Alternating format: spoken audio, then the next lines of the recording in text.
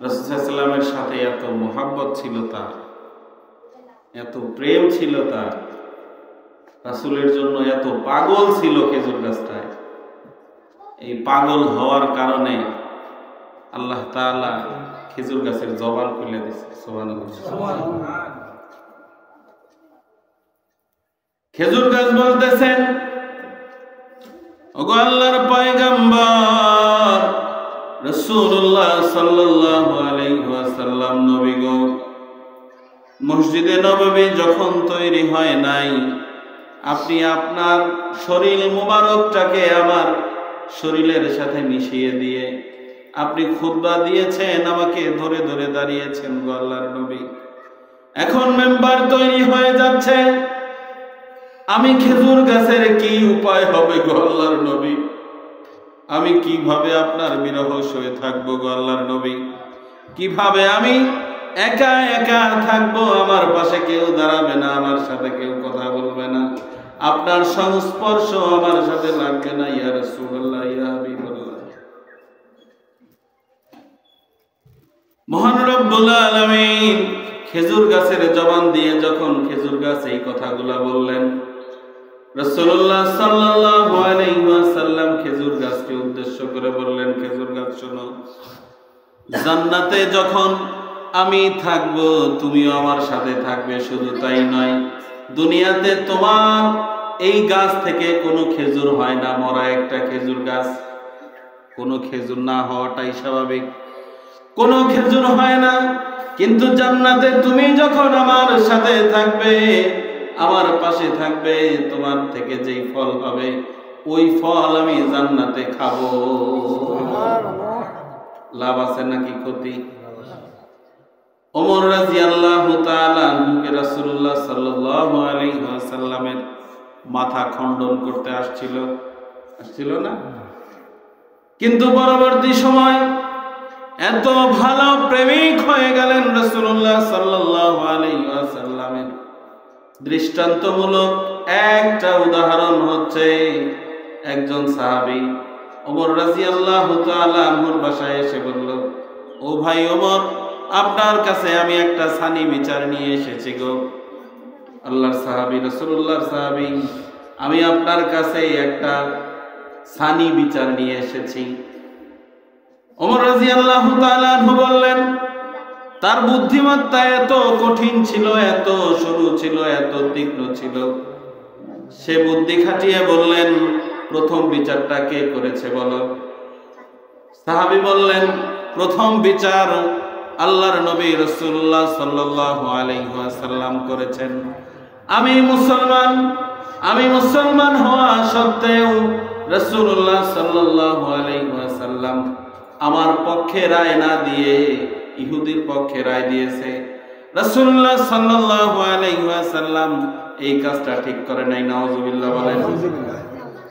ওমর রাদিয়াল্লাহু তাআলা আনহু কোনো কথা বললেন না। ঘরে থেকে খোলা তরবারি এনে সাথে সাথে ওই সাহাবী নামক ব্যক্তিটার গর্দান নামিয়ে দিয়েছেন। সুবহানাল্লাহ বলেন। বলেছেন, কত বড় সাহস! রাসূলুল্লাহ সাল্লাল্লাহু আলাইহি ওয়াসাল্লাম বিচার কার্য শেষ করেছেন, সেই বিচার তুমি মানো না, তুমি সানি বিচার নিয়ে এসেছো। রাসূলুল্লাহর বিরুদ্ধে এত বড় সাহস তোমাকে কে দিয়েছে? গর্দান নামিয়ে দিয়েছেন, ভালোবাসার প্রমাণ। এই জায়গায় থেকে নয়, অনেক অহরহ ঘটনা রয়েছে। রাসূলুল্লাহ সাল্লাল্লাহু আলাইহি ওয়াসাল্লামের হাতে হাত রেখে যখন ওমর রাদিয়াল্লাহু তাআলা আনহু ইসলাম ধর্ম গ্রহণ করলেন, আল্লাহর নবী রাসূলুল্লাহ সাল্লাল্লাহু আলাইহি ওয়াসাল্লামকে জিজ্ঞাসা করলেন, ইয়া রাসূলুল্লাহ, ইয়া হাবিবাল্লাহ, নবী গো, এখন আমার কাজ কি? স্টুডেন্ট ক্লাসে যাওয়ার পরে টিচার পড়া দিলে স্টুডেন্ট অনেক সময় জিজ্ঞেস করে, এখন আমার কাজ কি? জিজ্ঞেস করে না? ওই রকম ওমর রাদিয়াল্লাহু তাআলা জিজ্ঞেস করছে, এখন আমার কাজ কি? তো ওমর রাদিয়াল্লাহু তাআলা বলতেছে, এখন তোমার কাজ হচ্ছে কালিমার দাওয়াত প্রত্যেকটা ঘরে ঘরে পৌঁছানো। সুবহানাল্লাহ।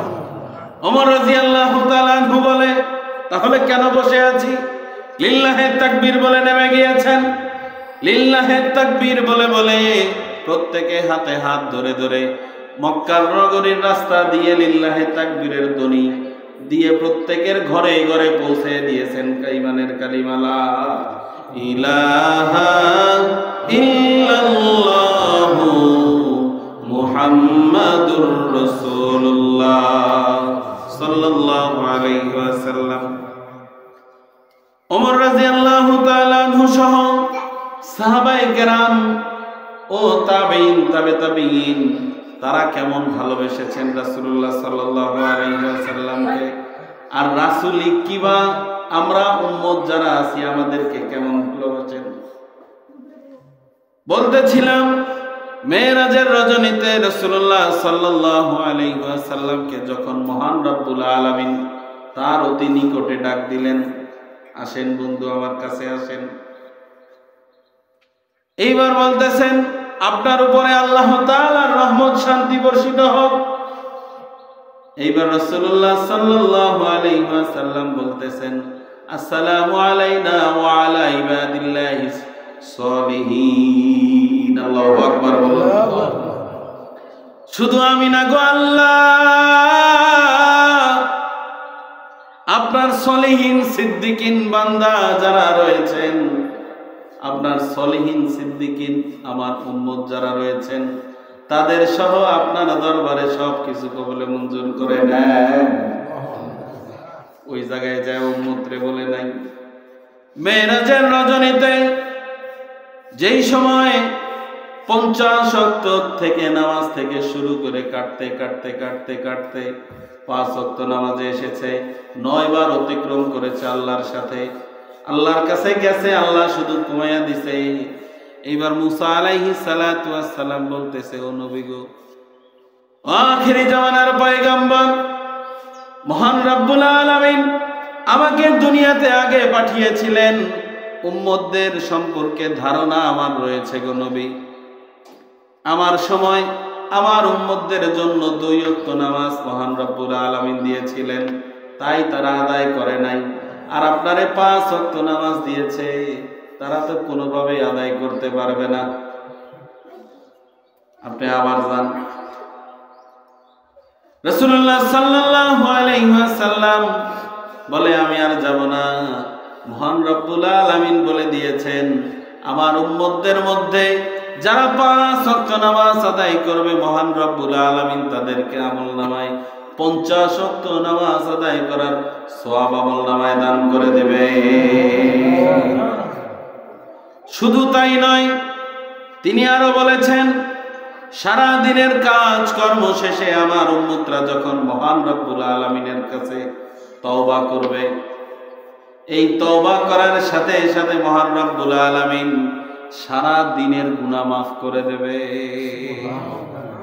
আবার রাত্রি বেলায় যত প্রকার গুনাহ করবে মহান রব্বুল আলামিনের কাছে যদি তওবা করে সেই কাজ থেকে ফেরত চলে আসে আল্লাহ তাআলা তাহলে ওই রাত্রের গুনাহ আমার উম্মতদের আমলনামার থেকে কেটে দেবেন। সুবহানাল্লাহ বলেন। শুধু তাই নয়, এক জুমা থেকে অন্য জুমার মধ্যে আমার উম্মতদের মধ্যে যাদের গুনাহর কার্য করবে তারা যদি তওবা করে, এই তওবা করার কারণে জুম্মায় জুম্মার থেকে মধ্যে যতটুকু সময় অতিক্রম করেছে, এই অতিক্রম করার সময় তার আমলনামায় যদি কোনো গুনাহ থাকে আর সে যদি তওবা করে আর ওই কাজ থেকে যদি ফেরত চলে আসে, এই কারণে ওই গুনাহ আল্লাহ তাআলা সাথে সাথে ক্ষমা করে দেবে। গুনাহ সেব, হ্যাঁ, জুম্মায় জুম্মায় গুনাহ মাফ, তওবা করার কারণে দিনের গুনাহ দিনে মাফ, রাতের গুনাহ রাতে মাফ। কিন্তু গুনাহের দরকার আছে। মহান রব্বুল আলামিন আরো বলে দিয়েছেন আমার উম্মতদের জন্য 12টা মাসের মধ্যে স্পেশাল একটা মাস আমার উম্মতদের জন্য মহান রব্বুল আলামিন দান করেছেন। এই দান করার কারণে এই মাসটাতে আমার উম্মতদের মধ্যে যারা এই মাসটাকে যথাযথভাবে গুরুত্ব দিবে, যথাযথভাবে আল্লাহ তাআলার হুকুম পালন করবে, এই হুকুম পালন করার কারণে আর এমন একটা রাত্রি রয়েছে এই রমজান মাসের মধ্যে যেই রাত্রে ইবাদত করলে 83 বছর 4 মাসের ইবাদত করার সওয়াব আল্লাহ তাআলা আমলনামায় দান করে দেবে। কয় বছর? 83 বছর 4 মাস। এক রাত যদি কেউ ইবাদত করে তাহলে তার আমলনামায় 83 বছর 4 মাস ইবাদত করলে যেই পরিমাণ সওয়াব হবে ওই পরিমাণ সওয়াব তার আমলনামায় দান করবে। সুবহানাল্লাহ। শুধু তাই নয়, রমজান মাসটাকে এত স্পেশাল করে মহান রব্বুল আলামিন আমার উম্মতদের জন্য দান করেছেন। আমার উম্মতদের মধ্যে যদি যারা কেউ 1 ওয়াক্ত নামাজ আদায় করে, অন্য মাসে 1 ওয়াক্ত নামাজ আদায় করলে 1 ওয়াক্ত নামাজের সওয়াব আল্লাহ তাআলা আমলনামায় দিয়ে দেবে। কিন্তু রমজান মাসে যদি কেউ 1 ওয়াক্ত নামাজ আদায় করে 70 ওয়াক্ত নামাজ আদায় করার সওয়াব আল্লাহ তাআলা আমলনামায় দিয়ে দেবে। এখন যদি চিন্তা করা যায় 30 দিনে যদি আমরা মাগরিবের নামাজ তথা 5 ওয়াক্ত নামাজ 1 ওয়াক্ত নামাজও কামাই না দেই, আমাদের রুটিনে যদি এরকম থাকে আমরা নামাজ কামাই দিব না, তাহলে যদি 1 ওয়াক্তর জন্য 70 ওয়াক্ত নামাজের সওয়াব আমার আমলনামায় আসে, তাহলে 30 দিনে কত আসে? 2100। 2100 রে 365 দিয়ে ভাগ দেন, গুণন না ভাগ হবে। ভাগ দিলে যেটা পাওয়া যাবে ওই দিনের নামাজ আপনার আল্লাহ তাআলা কবুল করে নিতে। সুবহানাল্লাহ বলে কত গুনাহ। উম্মতে মুহাম্মাদীদের জন্য আরো একটা সুসংবাদ মহান রব্বুল আলামিন দিয়ে দিয়েছেন। রাসূলুল্লাহ সাল্লাল্লাহু আলাইহি ওয়াসাল্লামকে বলেছেন, ও আমার বন্ধু, ও আমার হাবিব, আপনি শুধু আপনার উম্মতরে ভালোবাসেন না, আমি আপনার উম্মতকে আমি অনেক বেশি ভালোবাসি। তার জন্য স্পেশাল ভাবে এই রমাদান মাসটা আমি আপনার উম্মতদেরকে দান করেছি, যার কারণে দুনিয়ার শুরু থেকে শেষ পর্যন্ত যত বান্দাদেরকে আমি দুনিয়াতে পাঠাবো তারা যেন জান্নাতে হাসরের ময়দানে কিয়ামতে যেই সময় অনুষ্ঠিত হবে, যারা যেই সময় জান্নাতে প্রবেশ করবে, আপনার উম্মতদের আমলনামা যেন সবার উপরে থাকে। আল্লাহ সুযোগ করে দিছে আমারে আপনারে, তাহলে এই সুযোগটা কাজে লাগানোর দরকার আছে না? আছে না? অবশ্যই দরকার আছে। শুধু তাই নয়, রাসূলুল্লাহ সাল্লাল্লাহু আলাইহি ওয়াসাল্লাম হাদিস শরীফের মধ্যে ঘোষণা করেন, আস-সাওমু জুন্নাহ, নামাজ রোজা হচ্ছে ডাল শুরু। অন্য রিওয়ায়াতে রয়েছে জান্নাতে যাওয়ার জন্য যদি রাস্তা নির্বাচন করা হয়, সাপোজ 2000 কিলোমিটার রাস্তা সাপোজ ধরলাম, তার মধ্যে যদি কেউ রমজান মাসের 30টা রোজা পালন করে যথাযথভাবে, এই পালন করার জন্য অর্ধেক রাস্তা সে অতিক্রম করে গেল জান্নাতের কাছাকাছি। অর্থাৎ যদি 2000 কিলোমিটার হয় 1000 কিলোমিটার হয়ে গেল না। সুবহানাল্লাহ কইবেন না? বাকি 1000 আছে। কত সুযোগ করে দিছে, কিন্তু আমি আপনি বুঝি না, রোজা রাখতে চাই না, রোজার যে কত দাম। চিন্তা করে দেখুন, গত 2-1 দিনের মধ্যে আমাদের এলাকার থেকে ন্যূনতম না সরাসরি 3 জন মানুষ গত হয়ে গেছে। তার মধ্যে এই হাজী সাহেব 2 জনে চিনবে, আমাদের আজিমুদ্দিন দাদা ছিল আহমদাবাদ দরবার শরীফের একজন সালেক, উনিও গত হয়ে গেছে। তো ওনার 2টা ছেলে আর 3টা না 4টা মেয়ে।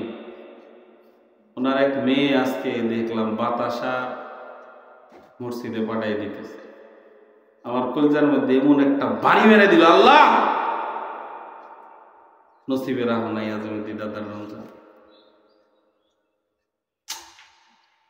একজন সন্তান তার মা বাবারে কতটা ভালোবাসে, কতটা ভালোবাসে।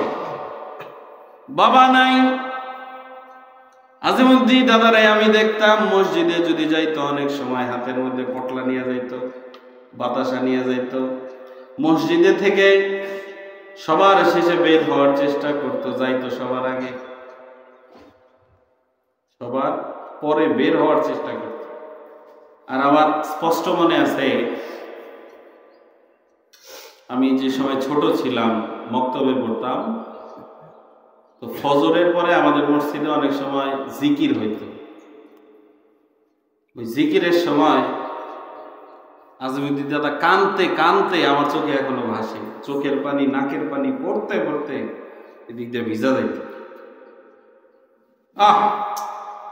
সন্তান তার বাবা মাকে যতটা ভালোবাসে, বাবা মার উচিত তার রিডাবল ভালোবাসা কথা কর, ঠিক না?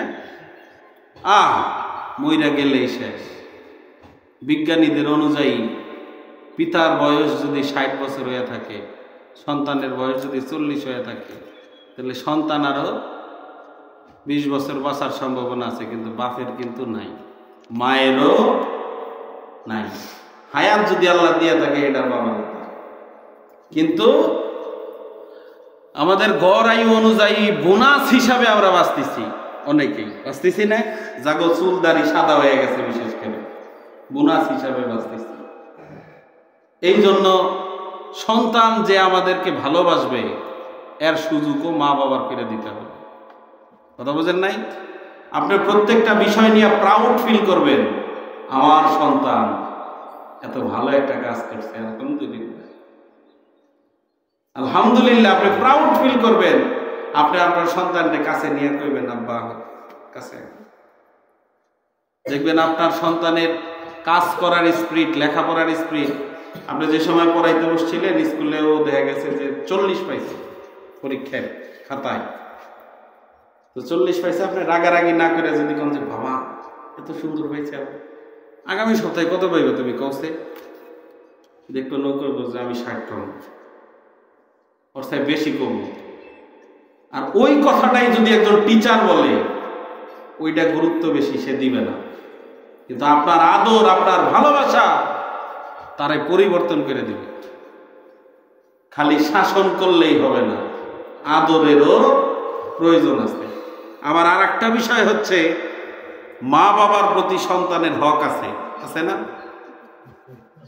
আবার সন্তানেরও কিন্তু মা বাবার কাছে কি হক আছে, আছে না? হ্যাঁ, এক হকের যদি বিচার ঠিক মতো করেন, যে আমার সন্তান আমার কথা অনুযায়ী চলবে, তাহলে যেই রকম হবে।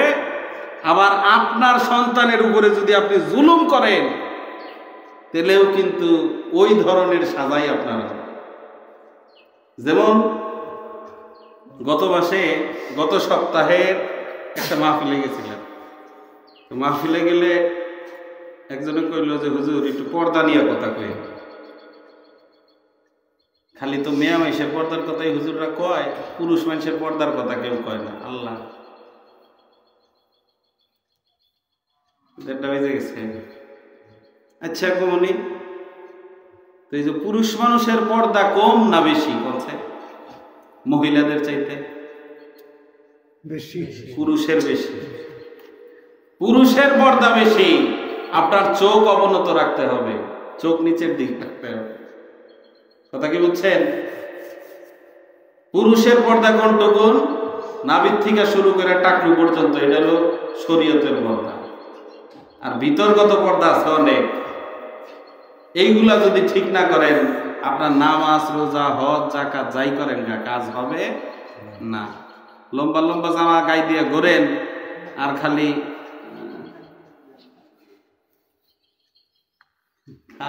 টিভির তালে থাকেন, কামও না, বুঝছেন? তাহলে পুরুষের পর্দারও দরকার আছে, মহিলার পর্দারও দরকার আছে, তবে পুরুষের বাধ্যবাধকতা বেশি রাখতে হবে মহিলার চাইতে, কথা কি বুঝছেন? আর উগ্র হওয়া যাবে না। আলোচনা করাই পারলাম না, মেলা কথা আছে, একটু নোট করছিলাম আজকে। যাই হোক, আগামী একদিন পরেই সম্ভবত যদি কালকে চাঁদ ওঠে, তাহলে কালকে থেকেই তারাবি শুরু হবে ইনশাআল্লাহ।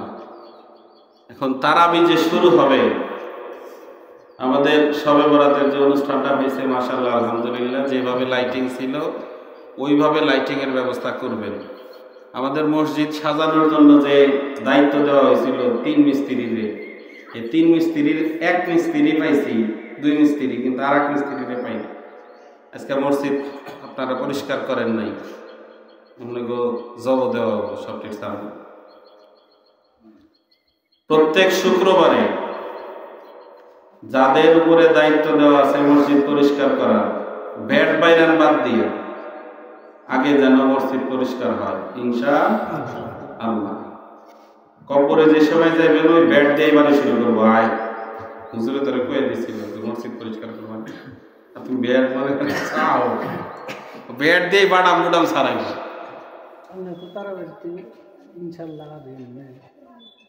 কি জানি না তো নামাজের পরে যে আমরা তো আনছি শুক্রবারের দিকে, আবার খুব যে কিরে আমাদের তারাবি পরে এবার কয় না, আবার আর এক শুকুর রাখলো কিনা, আবার খুব যে আমি আর একখানে তো কাম এটা রাই খেলাইছি শুকুর তো যাই রে সার্টিফিকেট দিয়ে দিলাম আগে পাল্টাই 15 দিন আগে আমার মনে করে আমি তো এই সপ্তাহ বলে যাই, এত কমিটা মনে ঠিক করে রাখছি। ঠিক আছে, দেরি হইলে খবর আছে, আবার দেরি হইলে খবর ওদের নাই, আপনি পিছিয়ে পিছিয়ে জাম নিয়ে আসছে। আলহামদুলিল্লাহ। কালকে যদি আল্লাহ চাঁদ উঠাইয়া দেয়, পরের দিন থেকে আমাদের রোজা, কিন্তু তার আগে আমাদের তারাবি। আরবি মাসের রাত আসে আগে, দিন আসে পরে, কথা কি বুঝছেন? এখন অনেকে আবার মনে মনে করেন তো রোজাই থাকলাম না, এখন তারাবি তো তারাবি আজকে কিশোর তারাবি, কালকে থেকে বরং তারাবি নট। আপনাকে অবশ্যই যদি চাঁদ ওঠে খাস করে নিয়ত করবেন যে এই যে মাগরিবের সময় থেকে নামাজ শুরু করব, একবারে 1 মাসের মধ্যে 1 ওয়াক্ত নামাজ আমি কাজা করব না ইনশাআল্লাহ। 1 ওয়াক্ত নামাজ আমি কাজা করব না, জেনে যে অবস্থায় থাকি আমি নামাজ পড়ব। তারাবি প্রথম দিন তো বেশি হয়, তারপর আস্তে আস্তে খালি একদিনই বেশি হবে, একদিনও কমবো না, যেই কমবো হ্যারি 500 টাকা জরিমানা। আমি বাইতে ঠিক আছে নিয়ে ঠিক কথা কইছে, বুঝছেন? ঠিক তারাবির নামাজ পড়লে আইব না, ঠিকই। তারাবির নামাজ পড়ার পরে আমি সৌর বাইরে নিয়ে তার বাইতে যাবো, লিস্ট করে না, কি বুঝছেন? কামাই ভালো হবো আমার, বাইতে যাবো আর 500 লিস্ট করে না, বুঝছেন? সৌর ভাই কই পড়লাম বেকার, বেকার টেকার বুঝি না, কোনো বেকার নাই। যাবেন ওই যে উমর থেকে আইটি করলে আপনার নিয়ম হবে, বুঝছেন? আইনে নামাজ পড়ে আবার দরকার বলি দিয়ে থেকে যাবো। আমিন কোন তাহলে তারাবি মিস করা যাবে না, নামাজ মিস করা যাবে, রোজা মনে মিস করা যাবে না, রোজাও মিস করা যাবে না। বাসায় যদি সন্তান থাকে 7 বছরের উপরে, আমি গত সপ্তাহেও বলেছি কথাটা, ওই সন্তানকে কোনোভাবেই বলা যাবে না বাবা তোমার কষ্ট হইতেছে, আব্বা তুমি আজকে রোজা না থাকো, কথা কি বুঝছেন? কোনোভাবেই বলা যাবে না। তাকে সেহরির সময় উঠাবেন, ইফতারের সময় সাথে করে নিয়ে একসাথে ইফতার করবেন, সেহরির সময় উঠাবেনই, উঠাইয়া ওরে রোজা রাখবেন, চেষ্টা করাইবেন। যদি একান্তই নিতান্তই না পারে সেটা তো আলাদা বিষয়, কথা বুঝছেন? তবে সেহরির সময় 100% প্রত্যেক সন্তানকেই ডাক দিবেন, ছোট হোক বড় হোক, একবারে শিশুর দরকার নাই। 6-7 বছরের কোনো সন্তান থাকলে তারা ডাক দিয়ে উঠাইবেন, ব্রাশ করাই দিবেন, একসাথে নিয়ে সেহরি খাবেন, পারলে ফজরের নামাজের সাথে নিয়ে ইনশাআল্লাহ। ফজর, তারপরে এশা, মাগরিব 100% ইনশাআল্লাহ তাআলা এই মসজিদে আইসা আমাদের সমাজের যারা আছেন প্রত্যেকেই এই মসজিদে আইসা নামাজ পড়বেন ইনশাআল্লাহ। ফজর মাগরিব এশা জোহর আসর আমরা কাজের কারণে অনেক সময় অনেক জায়গায় থাকি না? তো যেই জায়গায় সুযোগ পাই, যেই মসজিদে সুযোগ পাই, যেই বাড়িতে সুযোগ পাই, ওই জায়গায় আমরা আদায় করে নিব। বাট নামাজ ছাড়বো না। কথা কি বুঝছেন? নামাজ ছাড়া যাবে না। প্রত্যেক শুক্রবার নামাজের হিসাব নিব। কথা বুঝছেন? এটা মাথায় রেখেন। আর বাসায় যাদের ওয়াইফ বউ আছে তাদেরকে মাইকের শব্দতে শুনতেছে, তারপরে আপনি যাই না করেন, নইলে কেন আল্লাহ আবার আপনার বাদাম ছাড়াই তোর হাতে ওরা দিছিলাম আমি, খালি বাতরিন্দা দিছা খালি খাইছাও, আমার কথা কিচ্ছু কর নাই। তুমি আল্লাহ কইতে পারে না? আপনি যাই কইবেন যে রোজা কিন্তু ব্যক্তিটা হানাকে ওইভাবে প্রস্তুতি নেব, নইলে কেন আল্লাহ বাদাম ছাড়াই। কথা কি বুঝছেন? তাহলে এইভাবে সবাই প্রস্তুতি নিবেন ইনশাআল্লাহ।